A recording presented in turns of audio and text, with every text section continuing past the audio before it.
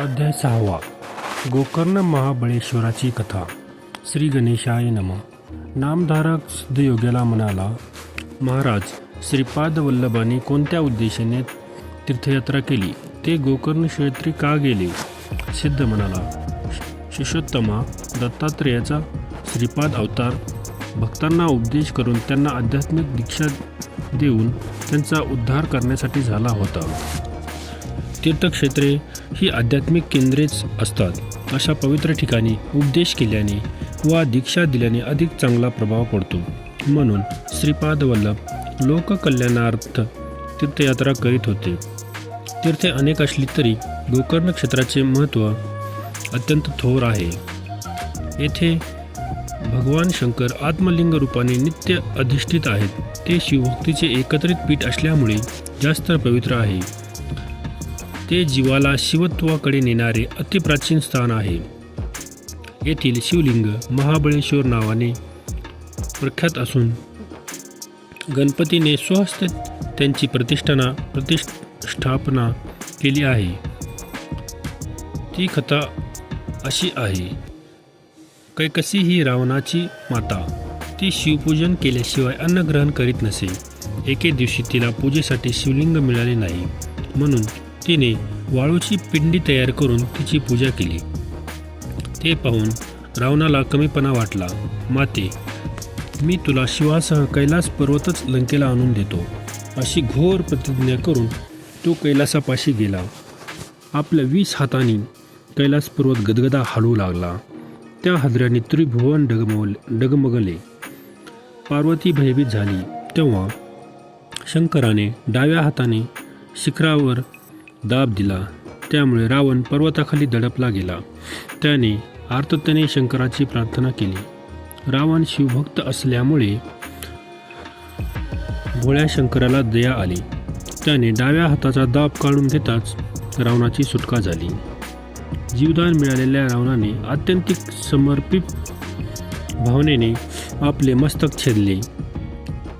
आपल्याच आतड्याची दोरी ओढली. ती त्या मस्तकाला जोडून एक तंतुवाद्य तयार केले. त्याच्या साथीने त्याने 36 रागिण्यामध्ये सुस्वर गायन केले. त्याचा भक्तिभाव पाहून प्रसन्न झालेल्या शंकराने वर मागण्यास सांगितले.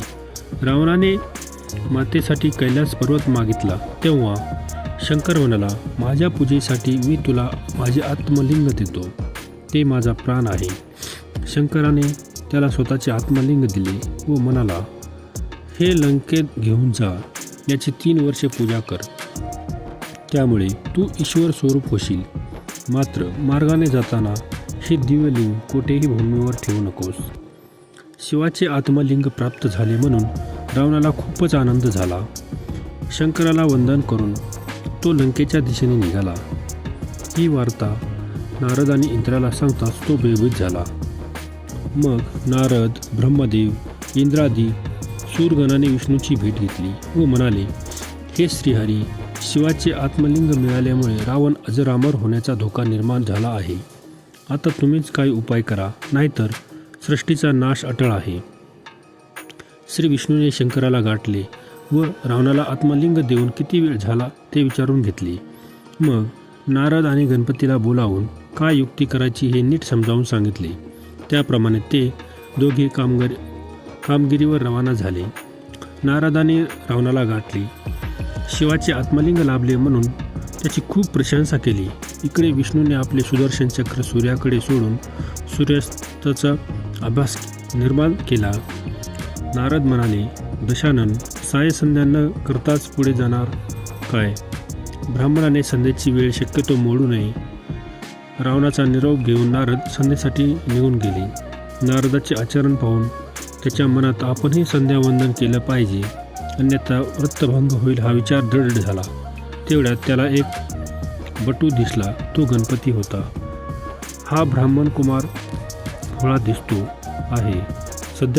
संध्या होईपर्यंत हे आत्मलिंग त्याच्याकडे सांभाळायला देऊ, असा विचार करून रावणाने त्याला हाक मारून जवळ बोलाविले व त्याला मदत करण्याची विनंती केली.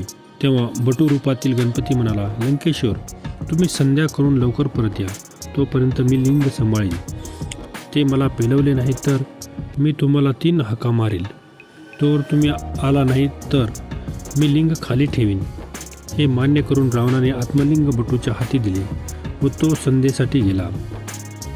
बटू त्याच्यापासून काही अंतरावर उभा होता. रावण अर्ध देत असताना बटूने त्याला हाक मारली. रावणाने त्याला हात दाखवून थांबवण्यास सांगितले. मग त्याने थोड्या थोड्या अवधीने पुन्हा 2 हाका मारल्या. गणपतीने स्वतःच्या पित्याचे ते दिव्य आत्मलिंग भूमीवर ठेवले. भूमिस्पर्श होताच ते अगदी घट्ट बसले. देवाने गणपतीवर आनंदाने पुष्पवृष्टी केली.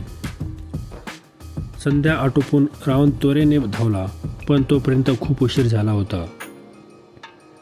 रावणाने ते लिंग उपटण्यासाठी प्रचंड जोर लावल्यामुळे त्या लिंगाला पीळ पडून ते गायीच्या कानाच्या आकृतीसारखे झाले, पण बाहेर आले नाही. महाबली शिवलिंग रूपाने तेथेच दृढ राहिला. तेव्हापासून ते शिवलिंग गोकर्ण महाबळेश्वर म्हणून प्रख्यात झाले. हताश रावण रिक्त हस्ते लंकेत परतला. शिवाने वास्तव केले म्हणून देवही येथे येऊन राहू लागले.